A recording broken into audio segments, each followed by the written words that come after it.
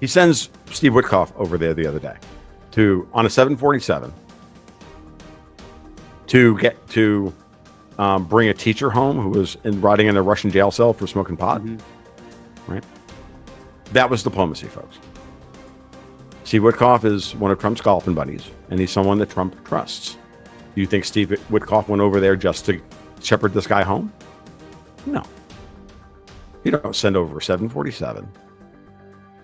That's Trump's thing. Hey, let's send over we'll send over the big plane. No. That was an offer was sent.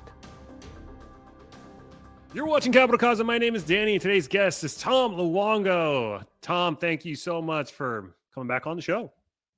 Thank you for the invite. I'm glad I had enough time in the schedule to get it done. We can get something scheduled.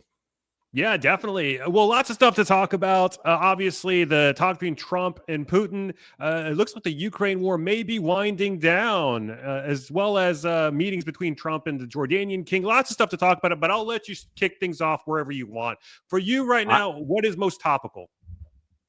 Well, they're all topical. You just hit on at least one of them. Why don't we talk about that? Because I think it's actually a good indication of exactly what I think my current thesis about what I think is going on with the Trump administration. From about a month before the inauguration, when I watched Elon Musk go after Keir Starmer, the British Prime Minister, I'm like, are we watching Trump actually finally deal with our British problem? Because we have a British problem. I get yelled at all the time that when I say British, I mean Israel. And I specifically do not mean Israel. I think we have a separate Israeli problem. So there's some overlap in that Venn diagram, but there's not a complete one-to-one overlap there. No, I specifically mean our British problem going back 250 years since, 245 years since Cornwallis surrendered at Yorktown. And it started there with me. And I'm like, okay, cool. This is going to be a much more interesting second season of the Trump show than the first one. Because it was obviously the Brits and MI6 that worked with Hillary Clinton and John McCain and everybody else to, give us Russiagate and the impeachments and the Vindmans and the war in Ukraine and everything else. And so the war in Ukraine has always been their raison d'etre. That's always been that was always going to be the means by which they were going to get their final act in their quest to destroy Russia and to bring their wayward colony back under their control. And I've been screaming about this for years, well before you and I ever met. When I used to go on with and spar with Alex and spar nicely with Alex and Alex over at the Duran, because Alexander Mercouris and I did not see eye to eye on this. But Alex was gracious and working with me and my bombastic nature and saying, no, really, our problem here is the British and Davos. It's not the Chinese. It's not the Russians. It's not the internal problems in the United States. Those are all downstream of the United States being broken apart at the seams and busted apart at the seams by foreign forces. Not to say that the United States doesn't have plenty of ills and sins that it has to expiate itself of, and this is without a doubt. There's no argument there. But are we actually dealing with our British problem? And our British problem is very deep and it's very abiding, and it needs to be dealt with. And you have to deal with and it's at the diplomatic level, it's at the economic level, it's at the financial level, it's at the military level, it's at every level, right? And so because of this, I find the way Trump is handling the talks over Ukraine with Putin to be, one, bilateral, meaning no Europeans are at the table. They're all screaming about it. The Brits are absolutely off their gourd, crazy angry. I mean, they're angrier and they have the bigger mads right now than Elizabeth Warren does for them getting rid of the CFPP, right? I mean, we thought, the histrionics that she exhibited during the cremation hearings was bad. Go read freaking British media right now. I had a guy turn to me this morning on Twitter and say, Tom, I don't know what's going on here, but everywhere I turn, there are British operatives literally screaming into my Twitter feed. It's everywhere about this that Trump is handling Putin wrong. John Bolton was brought on to CNN this afternoon. They're bringing everybody out of the woodwork imaginable over this, because I need you all to understand something very, very clearly. This is a 300-year project. Okay, this is a 300-year project. European politics can be thought of within the context of the British seeing the Russians as their biggest threat to global dominance, which at the time they were a maritime sea empire. Russia, they always considered, was a land-based empire. And between the Brits and the French understood at every turn that Germany and Russia could never hook up. America and Russia could never hook up if they ever wanted to have a long-term seat at the power table of the world. And this is very broad strokes on my part, but you can go back through the history. Richard Poe's done unbelievable work on this. Other people have done unbelievable work on this. Even, I know Matt Ehret's done a lot of work on this. Not that I agree with everything Matt has to say in his version of history, but his version of history is something people should at least consider. And I've considered at least parts of it.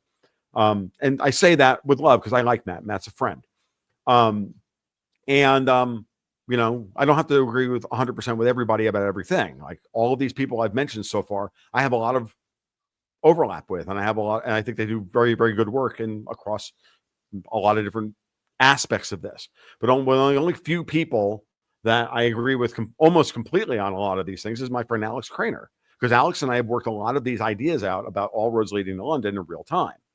And Alex has got a great I'm going to get to the whole thing in just a second, but he's got a great Substack article and Twitter thread that he put out the other day about what he thinks the big plan is between Russia and the United States, between Trump and Putin. And that's finally, after 150 years, finally finish the, I'd say alliance, but the relationship between the Russians and the Americans that started under Tsar Nicholas II before the Civil War, where they had big plans to build a railroad directly from Moscow all the way to friggin' LA across the Bering Strait, which is part of the reason why they sold us Alaska.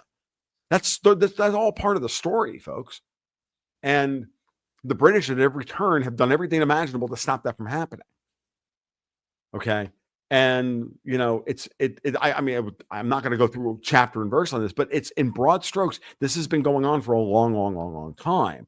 And then we bring in Halford Mackinder and the geopolitical pivot of history paper that he wrote in 1904, and Churchill and World War I and II. And you can read all of those events, including their backing the South in the Civil War, from that perspective. And I urge everybody to reframe the last 150 years of American history from that perspective, not as us being the villains post-World War II, but us being the victims of British and French perfidy. I think we should do that. I'm not saying it's a 100% overlap of everything about everything about American foreign policy. It's not, but it's certainly a framework that you have to be able to see the world through. You can then look at history from a different perspective, and then you can look at it from the Germans' perspective and from the Russians' perspective, from the British. You can look at it from all their points of view. But if you do what I just did, you're gonna have a real hard time not going, wow, that's probably more explanatory of the last 150 years of history than anything else. Not completely explanatory, but more explanatory. And I know nuance is hard for people because they all just want a freaking simple answer and point me at the villains so we can hang them at this point. I get it.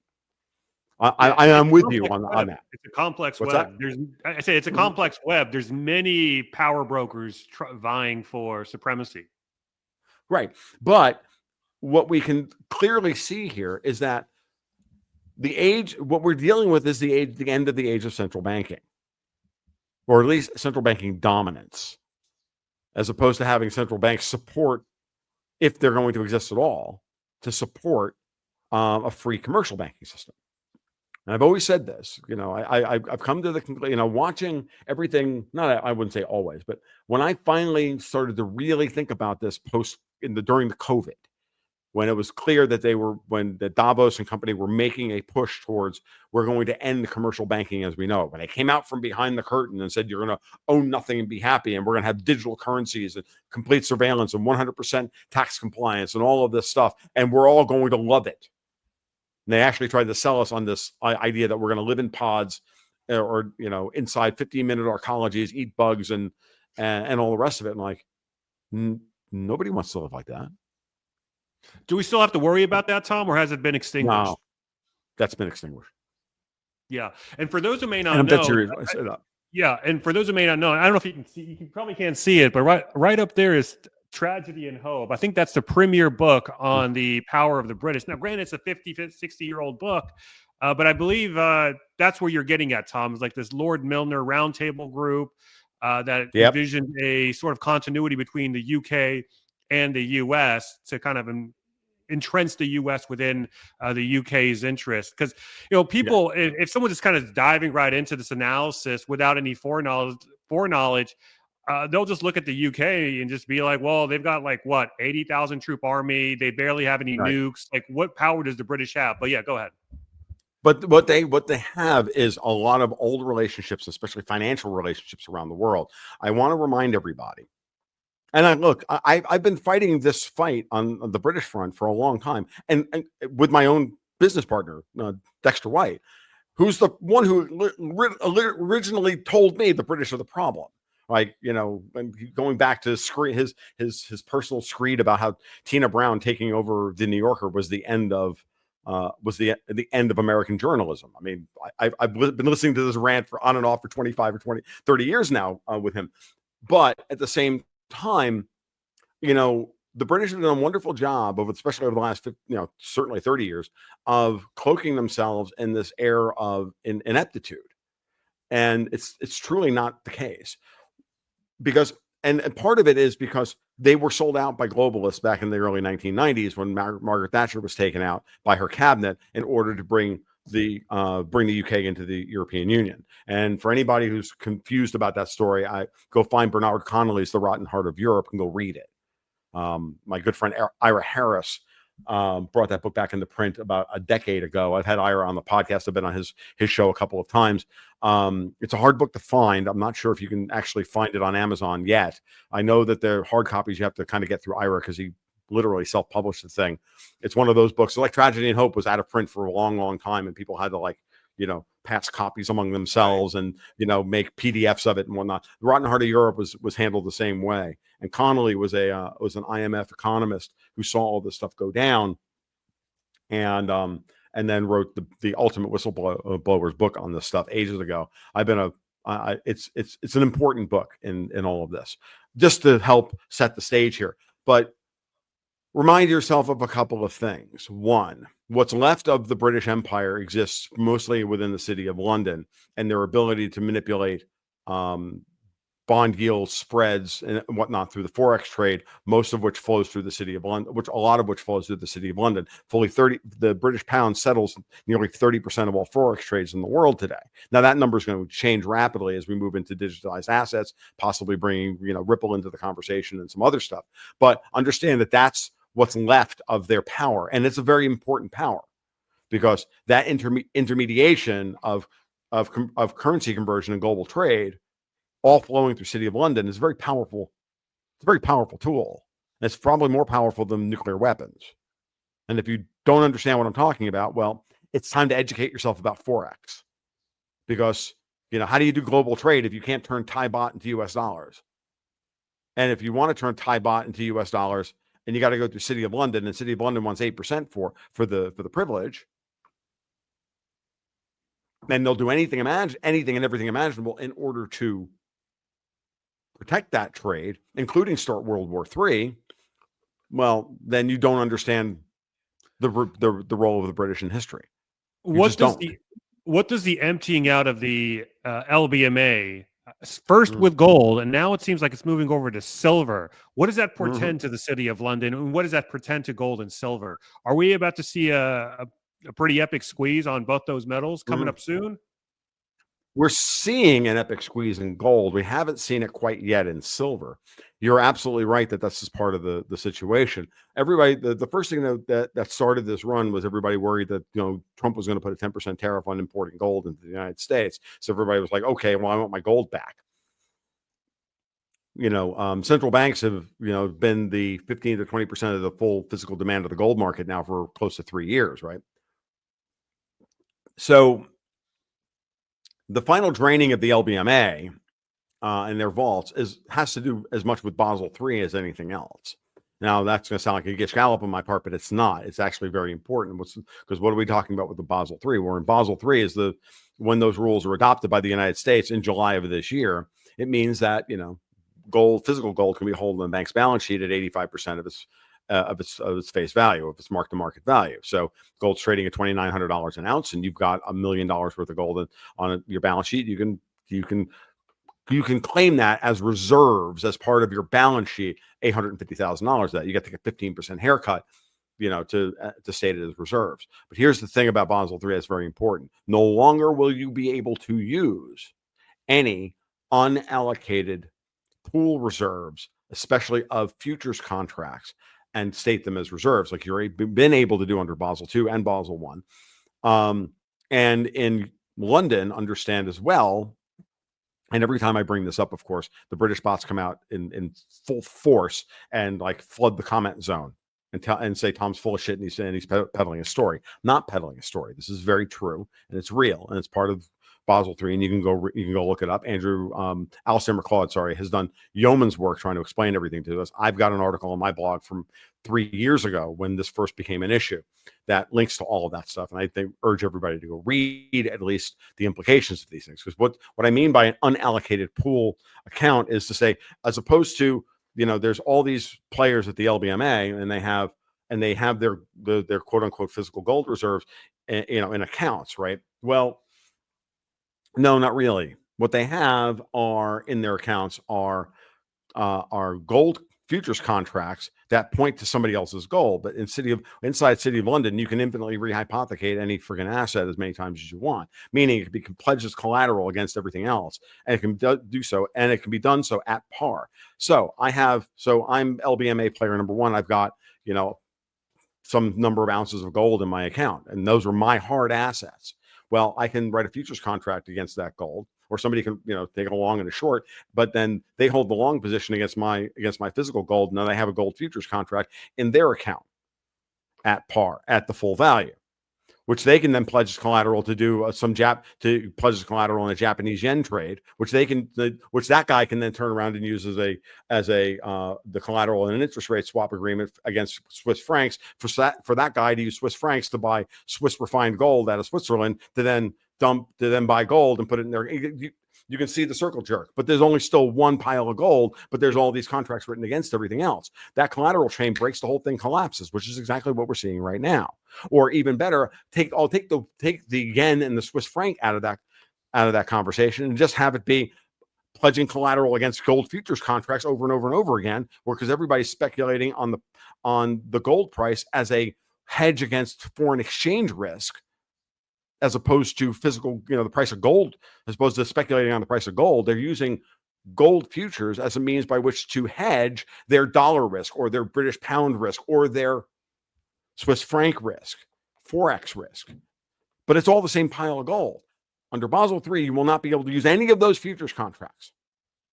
State them, any of them, zero will be able to use as reserves. Banks will not be able to use that as reserves for capital adequacy ratio or net funding reserves or anything along those lines. They will be counted as zero because they don't actually own the fucking gold.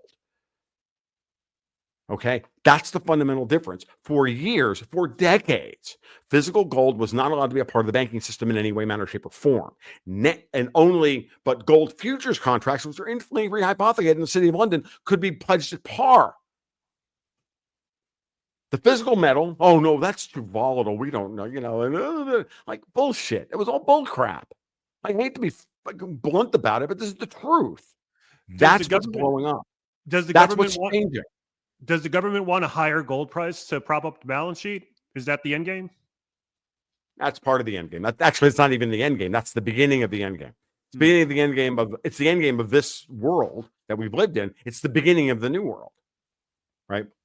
Yes, the government wants a higher gold price. If you've got a government that's in $36 trillion in debt, that's sitting on roughly $750 billion worth of gold reserves, which is what the United States, which are the numbers for the United States. But they market to $11 billion on the Fed's balance sheet because that's the price we sold it to them at in 1971. Why can't the federal government buy that gold back from the Fed? Why and not? then stick it in the sovereign, and then stick it in the sovereign wealth fund and market to market. And if you wanted to, improve the asset side of the American government's balance sheet, why wouldn't you do that? Yeah, why haven't we done that? We're going to do it. That's the answer. Yeah, because We it seems like haven't it's done been it because done. we didn't done it previously because we didn't want to do that. Why didn't we want to do that? Because we were ruled by globalists who were draining the freaking country of all of its available assets. We were being strip mined, Danny. Everything I've been saying for the last 3 years is exactly correct. We were, the country was being run by vandals and children. And everybody else was just pigs at the trough, sucking up at whatever money they could from the taxpayer and stuffing it in bank accounts in the Caymans. Is USA just the top of the iceberg? Because it's only worth, it was priced at what, $45 billion, which is still chump change compared to the overarching, grand scheme of things. Are we about to find out even more, shenanigans over at the Pentagon and places like that? Yep, yep, yep. Department of Education, everything, all of it, every bit of it. We're finding out it's everywhere. And funny part is, like this Kennedy, the Kennedy Center for Performing Arts thing, we find out that they don't have any money. They've been getting $200 million a year from us, and they literally have no money in their checking account because it got drained. Why? Because everybody's like, oh shit, they're going to take this, and it's gone. It's like Wall Street. It's like the South Park Wall Street thing, and it's gone. Like, where's the money? Well, I got news for you. They stole it, and now Trump's like, I want the money back. Tweeted it out today. It's like, no, we call all that back. How are all these guys? He's going to start calling all this money back. How are all these guys getting dressed down so easily? Because over the last 15 years, the left and the liberal, I don't want to say liberal, but like just the uniparty has felt invincible. Like there was a time like in the mid 2010s where they just felt invincible, but now they're just like completely getting stripped down and there's very little resistance. Like, how did this happen? The lack of resistance is coming because, again, Elon Musk and his boys literally went in and mapped everything in like 6 hours. In like the Treasury Department, they mapped the Treasury Department in 6 hours. Yeah. In 6 hours, because the best way to describe this is in preparation for Trump coming in. Have you noticed? I've mentioned this before, and I think I mentioned it on your show in the past. Did you ever notice that right before the assassination attempt in Butler, Pennsylvania, everybody was very calm.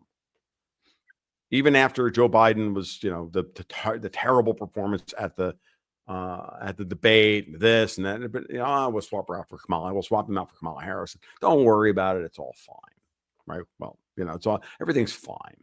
The Europeans were not freaking out about this. The Brits weren't freaking out. Everybody was like, nope, and they were just on autopilot. I kept saying there's this Gantt chart over at Evil Corp Central. Nope. On this date, we're supposed to do this. So we're going to do that. It's on the schedule. We're going to continue doing it. They wouldn't act that way if they didn't already know what they thought the outcome of everything was going to be. So Trump was supposed to die at Butler, Pennsylvania, obviously. But when that failed, of course, they have fallback plans. Well, what if it doesn't go off? Well, then we do this, and then we shift to that, and then we shift to this, and then we shift to that. Well, we keep finding out all the new things at each turn. They prepared, even if Trump came back, they were preparing to fight the old war. Like generals never prepare for the war they get. They're always prepared for the last war they fought because it's the only war they know. Right? So, Right. even Putin is slightly guilty of this in Ukraine. He fought one war, then thought that, he had a peace deal. The British said, nope, we're going to fight this war. And then he finds himself in a drone and artillery war. And now, and then NATO thought that they were going to, all come in and push Putin back, and that didn't work. And he refused to knuckle under. The Americans kept refusing to really commit to any of this. And then Putin then starts the drone war, and forget it. It's over. It's just a bloodbath, right? It's literally Phil Dick's Second Variety, like the short story Second Variety, like what's going on in drone warfare over in Ukraine. I go read that short story. It's not very long. I'll tell you exactly what we're talking about. It's so very obvious. It's like it's a beautiful metaphor for what's happened in Ukraine. and it's why Trump is absolutely going to end committed to ending this meat grinder. But so they're fighting the last war. So they figured they could fight an administrative war. Well, we'll tie him up in the courts. We won't give him his cabinet picks. We'll stonewall him at the agency levels by, we have all of our people in place and they'll all be there. Just nope. Send me a request for what you want, and then he'll put it on his desk and he won't look at it for a month and a half. But it's not working. It's not that didn't work because it didn't work, Danny. It didn't work because they had a plan by which to go in. They renamed U.S. Digital Services, DOGE. They gave them full, complete, and legal access to all the computer systems. And then they just walked in with a couple of kids and some laptops and mapped all these old payment systems. And at the end of the day, I did this the other day. I'm like, this iPhone, guys, has so much computing power relative to the fucking AS400s that are running the government. I don't think people have any idea how far in advance in Moore's law this thing is compared to what we're actually running the database of the country on. And the other thing is that their propaganda isn't working. If you look at the polling data, if you look at the approval ratings for Trump, he's still net positive. They're people. It appears he's doing what the people voted him in for. All this messaging about, he's going to gut funding to starving children. Oh, and you know what else he's going to get? All of your U.S. aid money. Mm-hmm. Your ability to fund color revolutions. So I find it really funny. I saw it this morning. I missed it. I've been waiting for the National Endowment for Democracy, and I got reminded this morning by someone on Twitter that Victoria Nuland, after she was fired from the State Department, was moved over to be the head of the National Endowment for Democracy, and that was going to be her globalist gold watch for a job well done in killing Slavs, her people. And Trump just cut all the funding this morning. Stroke of the pen, law of the land, kind of cool. I need to ping Paul Begala with that one on Twitter. If that little rat fuck son of a bitch is still on Twitter, because he's the guy who said that originally as when he was Clinton chief of staff. I think it was Clinton's chief of staff. He's like sitting there on NBC, like telling us, stroke of the pen, law of the land, kind of cool. We can do whatever we want. Oh yeah, I remember that now. Yeah, that fucking guy. That guy. Has anybody seen John Brennan? Nope. That guy better be in a non-extradition treaty holding country. Alexander Vindman, if he's still in the borders of the United States, that guy's got big balls, because he needs to be running for his life right now with Tulsi Gabbard as DNI, because he's going to jail. Okay. So they mapped it all, and then they just published some of the red meat. And the best part about this is they're doing the Andrew Breitbart thing, man. Drip, drip, drip. It's the James O'Keefe thing.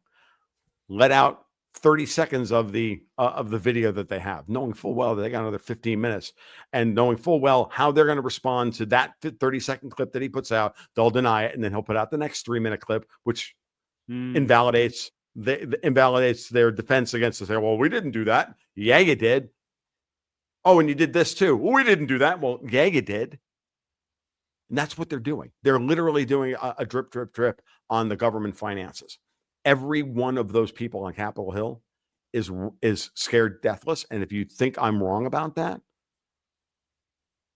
all of Trump's quote unquote controversial cabinet picks are being voted down the line.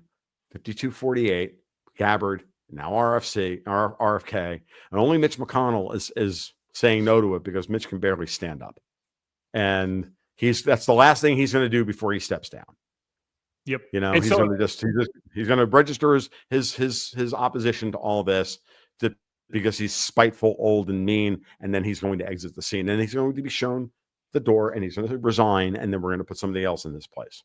If you've been watching my channel for a long time, then you know we talk a lot about protecting your wealth in uncertain times. And with everything happening in this day and age in the markets, bank failures, inflation, geopolitical instability, and more, you need a solid plan to safeguard your wealth and your assets. Here's where ITM Trading comes in. They specialize in strategic gold and silver acquisitions, helping people just like you build real, tangible wealth outside of the system. Their team of experts doesn't just sell metals, they create custom wealth protection plans and strategies tailored to your financial goals. Their track record speaks for itself. Just look at their research and client success stories and look at all these reviews here on Google. Don't wait until it's too late. Give ITM Trading a call today or book a strategy session using the link in the description box or the pinned comments down below. I've personally looked at their strategies, and let me tell you, they know their stuff. If you're serious about real financial security, ITM Trading is the team you want on your side. Check them out.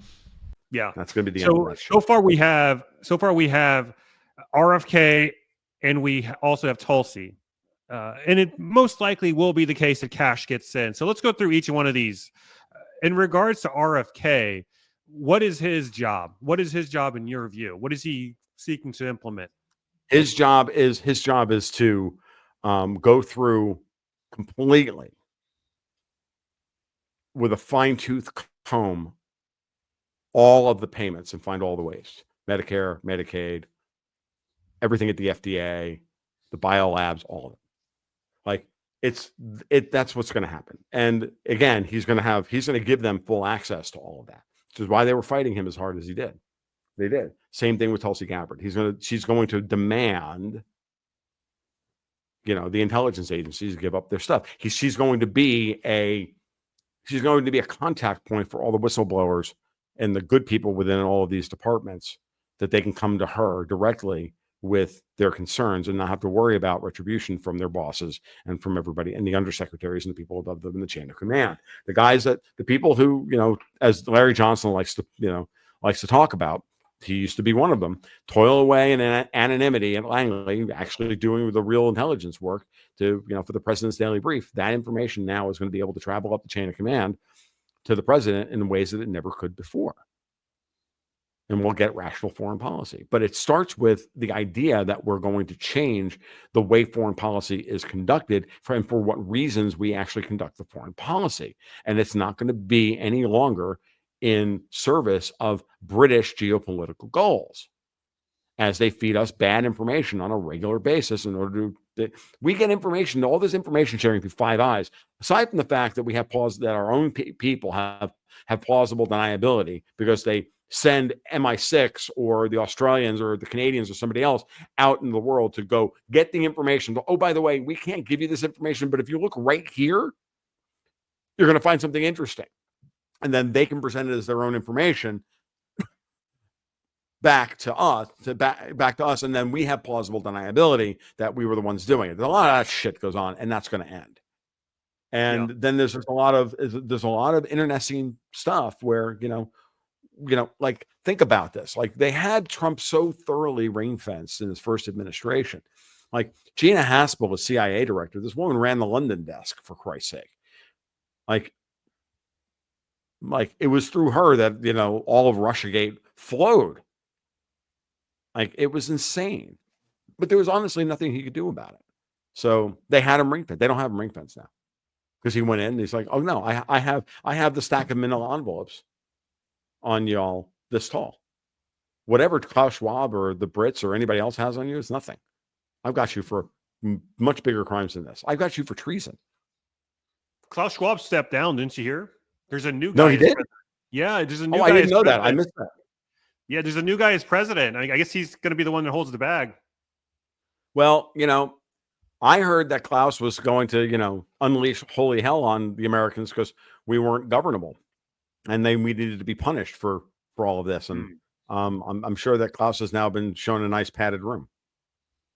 Yeah, it's very interesting. What about Cash? What is Cash's job?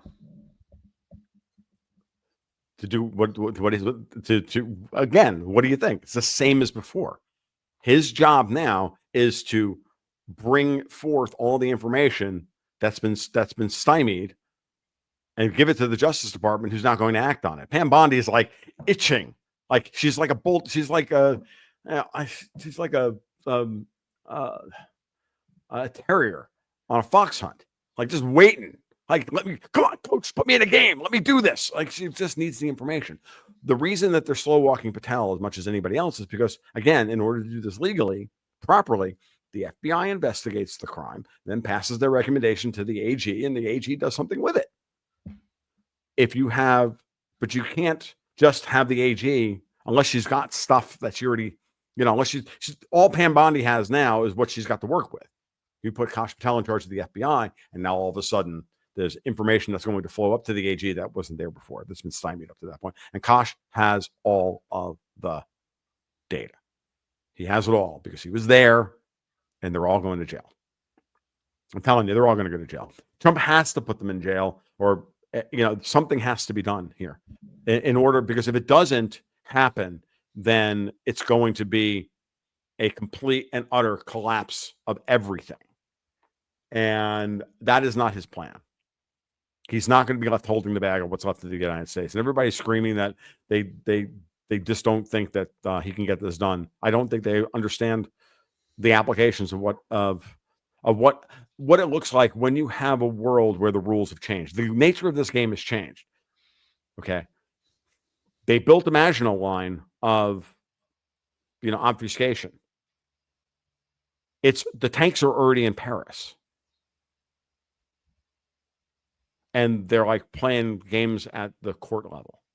Yeah. I don't think people really have digested the importance of what just transpired yesterday with Pete Hegseth's announcement of, well, Europe, if you want to go to war with Russia, feel free to do so, but we're not going to have any part of it.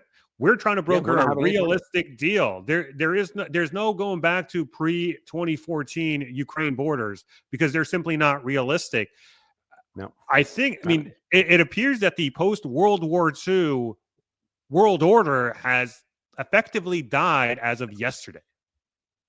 Yeah, and I know. Isn't it cool? Yeah, so aside from, what am I going to say? Like, France. I've been screaming about this for 5 years, Danny. I'm like, I'm telling you, this is coming. Like, aside from France and the UK, who have maybe a handful of nukes, the rest of the Europeans are completely unarmed, relatively speaking, to the Russians. Like, I know. Are they really going to go to war? Are they really going to fight Russia now without the U.S.? No.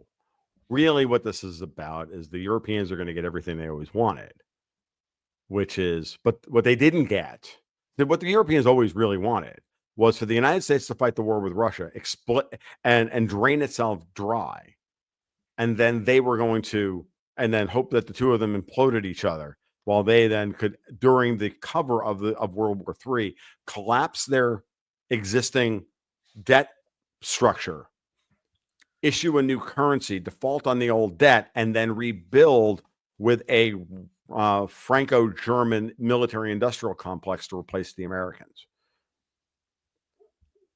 Macron's been screaming about this for years. The EU army, all of that. Macron has always wanted to be the arms dealer of Europe. And the Germans were going to do the same thing. It was being laid out for you. Go look at the German, that's the way the Germans were planning on doing. But the only way that worked is if the United States imploded. And they fully believed that they were going to be able to get this done. Sending the most, well, you can point to Hegseth saying that yesterday, and that's very significant. I think more significant than that was sending J.D. Vance to Paris for the AI summit and laying down the law that you people aren't taking all of our freaking data. You're not shaking down Apple or X or anybody else because you wrote a law. We'll be happy to never do business with any of you fucking people ever again. The looks on like Ursula von der Leyen's face, she's like, she didn't know what to do. Because you got to realize something. And I've listened to Viktor Orban over in Hungary very, very carefully. And he's like, they don't get it. I got news for you. I've heard people from the Democratic Party, on the Democratic Party side of the things, are like, they don't get it. They don't realize that they've already lost. I've heard the same thing too. We still think this is a fight that they can win. Like, they don't realize that the game's already over.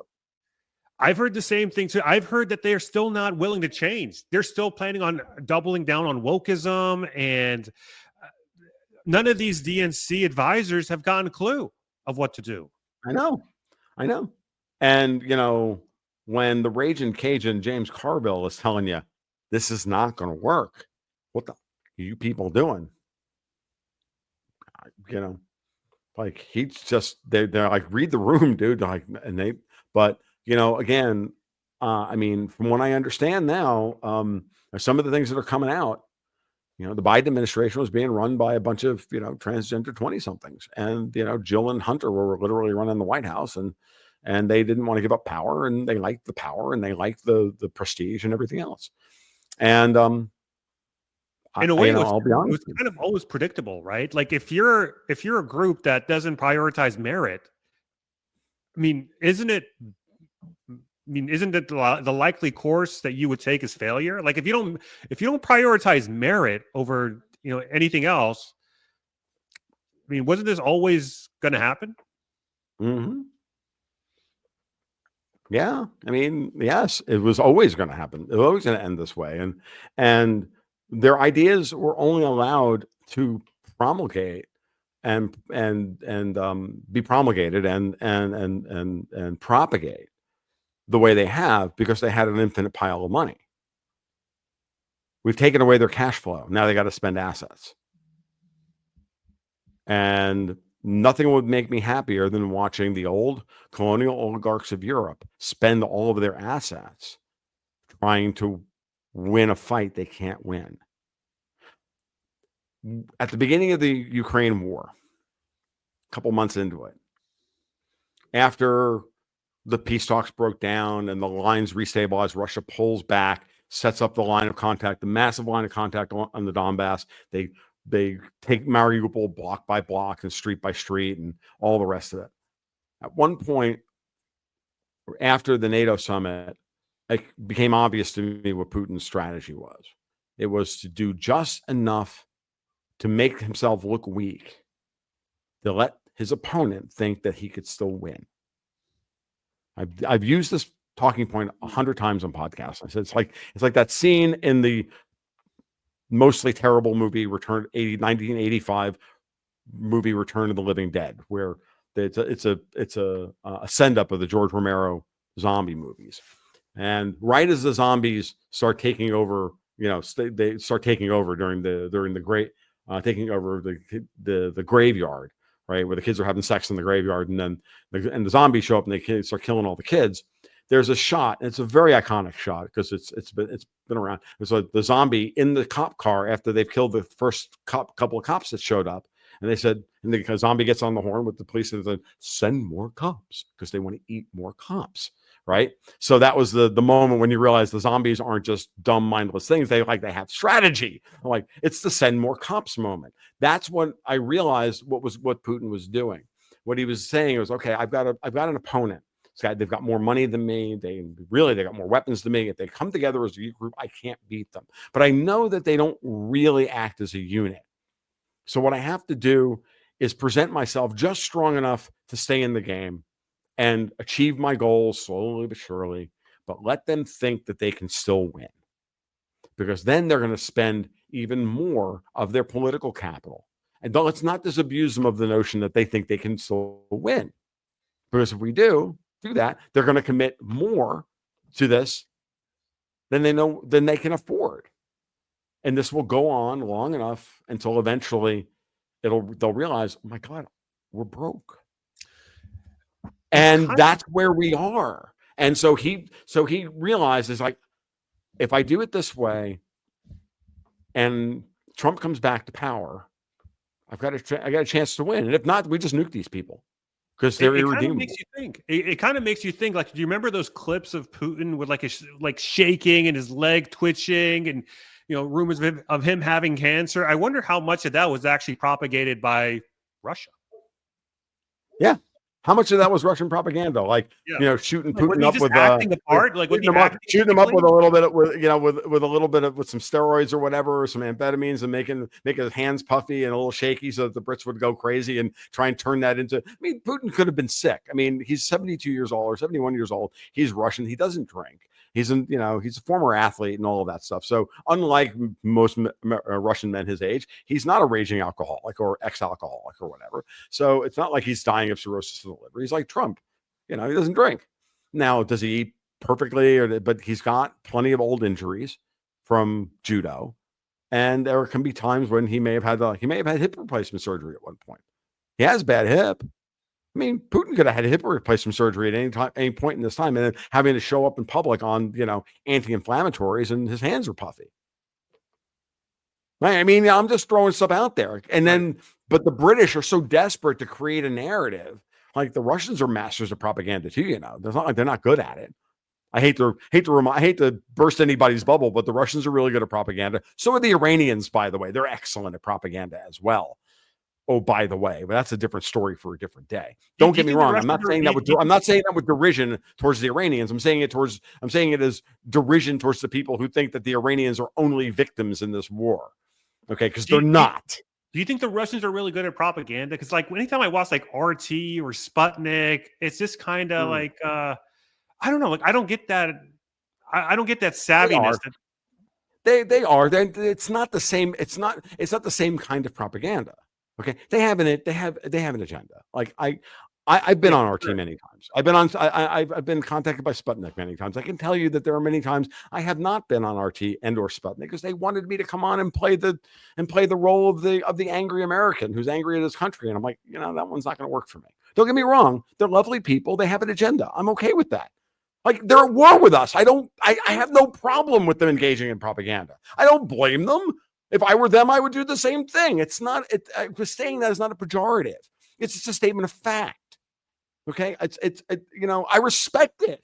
I would not respect the Russians if they didn't engage in a little bit of propaganda. I read headlines at RT today much differently than I did 10 years ago. Okay. Because 10 years ago, I was so pissed off with my own country that it was so easy that even their propagandized, slanted, editorial, and it's mostly just editorial bias and slant on their part. Their articles are usually pretty well. The articles themselves are usually pretty well written. I don't have a problem. That's the way they present some of the stuff. I mean, again, we're so propagandized that Russian propaganda just looks like truth telling, but it's still propaganda. Right. Okay. It is. What's okay. the end game? That's okay. There's nothing wrong with that. Yeah. What's the end game with what Trump is trying to broker? Are we on the verge of seeing a Russia-US alliance, or is this on the verge? No, but is that on the table? Yes. He did invite him to Victory Day, to the Victory Day parade along with Xi Jinping. Did you hear about this? No. So say that again. So the Victory Day parade that's coming up this year, Putin sent Trump an invitation along with Xi Jinping. Now, whether or not Trump accepts the invitation, we'll see. But it's a pretty big move. I think he will. There's going to be a sit down between Trump and Putin, just like there was in the first administration. Okay, I'm going to throw some stuff out at you that you need to. Let's start reading some proper tea leaves now. He sends Steve Witkoff over there the other day on a 747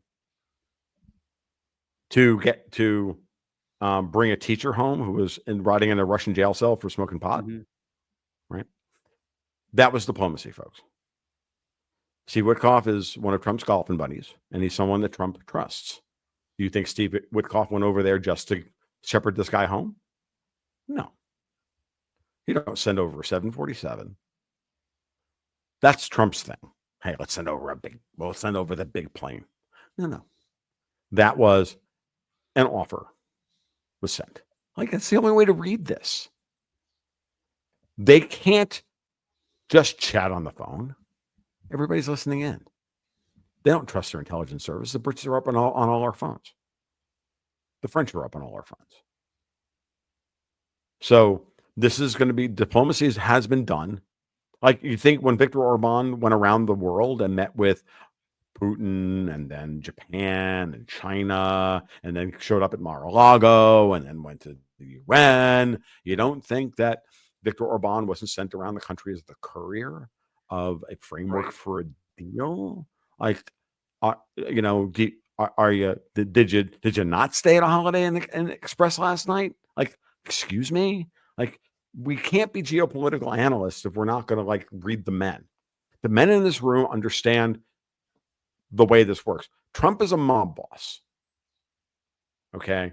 He's always had good internal security because in order to do business in New York as a property developer, you have to have pretty good OPSEC. Otherwise, you can't do business because the place is terminally corrupt. Putin is old intelligence. The only thing you trust are human assets and shit you read on a piece of paper. Nothing digital. So no communications really between these men is happening over telephones, iPhones, or anything else. It's happening like this with couriers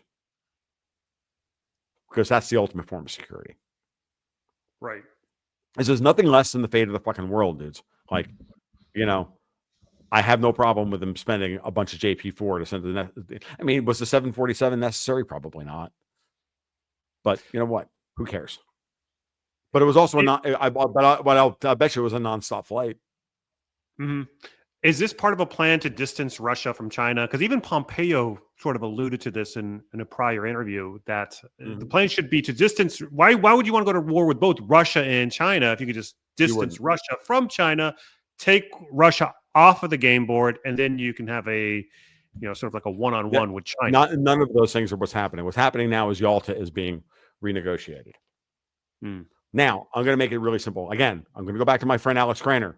Alex is brilliant. I think I might have put this idea in his head a few months ago when we were on a podcast together. But if I did, I'll find out. I haven't chatted with Alex in the last few days, but I'm going to do a show with him, and I'm probably next week. And Alex and I will talk about it. But the article that he wrote and the thread that he had up on Twitter a couple days ago, I tweeted it out. So it's on my feed somewhere. You'll find it, but go to Alex Craner's Substack. You can read it. He makes the point of there's a realignment in process. And I need you to take the map of the world. And you know how you lay the map of the world out flat, and Europe's always in the center of it. And what I said was, no, we need to really start thinking about how we make the center of the world the Pacific Ocean. And you'll see the three major powers of the world in the new alignment there. But the Pacific Ocean is really boring to make this a focus of a map because it's a big body of water. But you'll see a little bit of Russia. You'll see the west coast of the United States. You'll see a little bit of South America, and you'll see China. Now, to your question about, Russia and China, Mike Pompeo is a hawk, so I don't and an old school neocon, and part of that whole, I'm going to just name names now, that whole Steve Bannon anti-China wing of the GOP donor class. Fuck those people.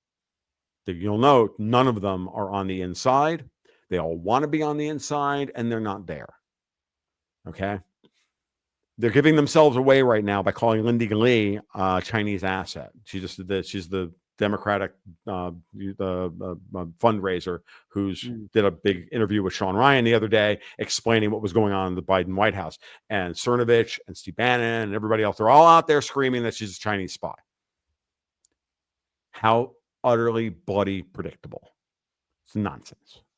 That is not what this is about. So framing it that way and then using Mike Pompeo, that's telling you where they want to shift the narrative, okay? Because they always wanted war with China because they're British operatives.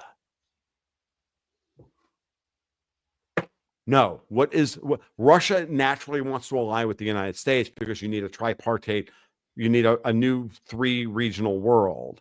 And if the Russians and the Americans don't form some form of détente, then Russia eventually would be swallowed by China. So we are natural, not allies, but we're natural non-combatants.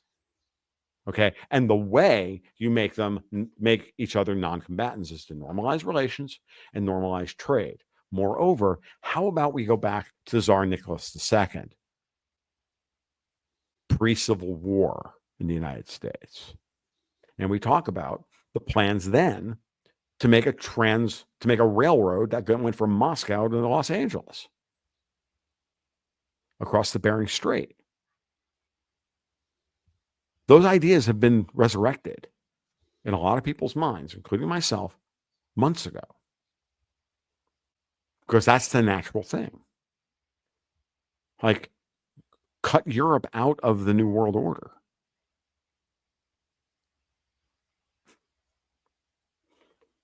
We have a world to build. Why do you think Trump wants Greenland and Canada? By the way, he doesn't want Ontario. He go look at a map of the polar region of the world, and you'll realize he wants a land bridge from Alaska to Montana. Yeah. And he wants the whole polar area, and he wants the whole that half of the polar. Yeah, the Northwest Passage, all the way from Greenland, the Northwest Territories, the Yukon, Alaska, and then British Columbia, because you need the ports, Alberta for the oil,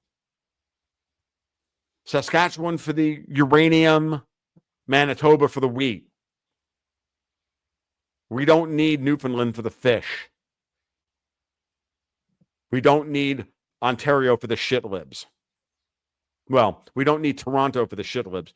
A lot of gold is produced outside of Ontario, and most of Ontario province is as red as upstate New York. It's Toronto that's the problem. It's Ottawa that's the fucking problem. It's Montreal that's the problem. Don't you have 13 premiers, 13 Canadian premiers showing up at the White House? Yeah, or White House. They're all showing up. I tweeted it out this afternoon. What's that all about? On how many states Canada gets. My over-under is 2 new states, a couple of territories, and we take everything west of Ontario. That's what's coming. I don't know when it's coming. It's not going to come next week. But, like, again, go back to what I said at the beginning of the show. Is this our moment where we give everybody the opportunity to free themselves from British rule? Shadow rule. Yes. Gold, SOFR, Greenland, Canada, bilateral negotiations about the end of the war in Ukraine where the Brits and the Europeans are cut out. It's pretty obvious to me.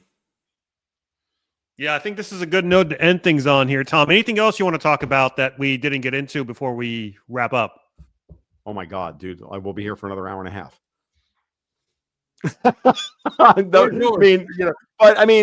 In short, let's say a couple of things. I am really cautious. I've never been this bullish, and I will say is the following.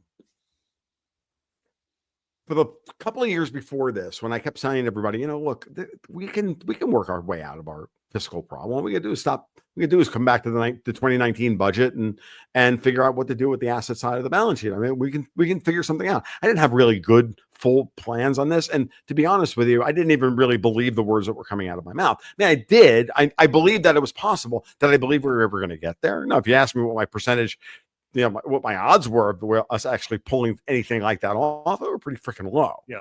It's like I said, today, these guys seemed today I'm like, it's going to happen. Yeah. Yeah. Today I'm like looking at it going, oh, this is going to happen. And I'm as shocked as anybody else. And I'm happy to say that any reservations I had about the season 2 with the Trump show are gone. And we haven't even gotten into Israel and Gaza and all the rest of that stuff, which is going to be problematic. And I'm going to have problems with some of this. But at the same time, I also think I kind of know how they're going to resolve that as well. So let's watch how they handle Ukraine. How Ukraine gets handled is going to tell us what's really going to happen in Gaza and with the Iranians and everything else. Because he did a similar thing.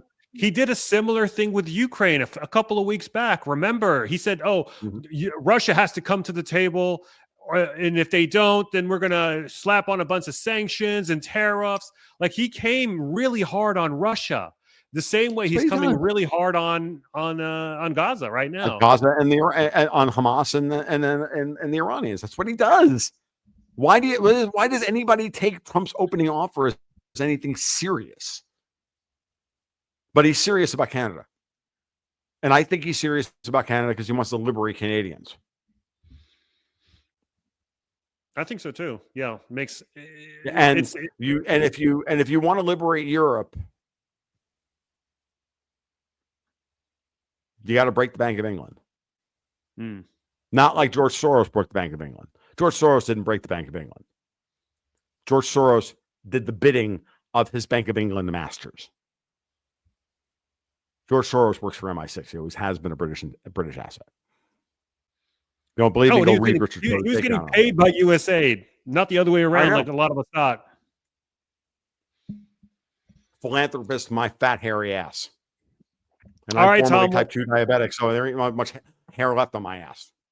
Good to know. Well, hey, Tom. Let's save some stuff for our roundtable discussion we've got lined up in a couple of weeks. I won't say who the other participants are, but it's going to be a good one. I think, that one's especially gonna be fun. you and another person, we've all been waiting to see you two kind of interact. So I'm really looking forward to that. It'll be fun. I have a very interesting angle I'm going to take with this particular individual on this. I think even he'll enjoy it. So it should be fun. Awesome. Well, hey, where can people find you? TFL 1728 on X / Twitter / whatever it is Elon Musk is going to call it next week. GoldGoatsAndGuns.com and Patreon / GoldGoatsAndGuns, where you can sign up for more of this if you want on a regular basis. Folks, the newsletter is the key. That's where we really look ahead. It's where the best stuff comes out. Really is. Awesome. We'll have a link to that down below. Be sure to check it out, guys. Also, for all of your gold and silver stacking needs, check out our partners over at ITM Trading. Link to that is down below, or you can call the number that's sitting right there, I guess, if my image is mirrored correctly. Wherever it is, the number's on the side. You can call that number, or you can just click on the link down below. Schedule a strategy session. Really great guys over there at ITM Trading. And then finally, like and subscribe so you don't miss an episode. Comment "Go Tom Go" in the comment section if you agreed with Tom's analysis. If you disagreed, do let me know. Are we off the mark? Are we on the mark? Let me know in the comments down below. With all that said, guys, thank you so much for watching, and I'll catch you in the next episode. Bye, all.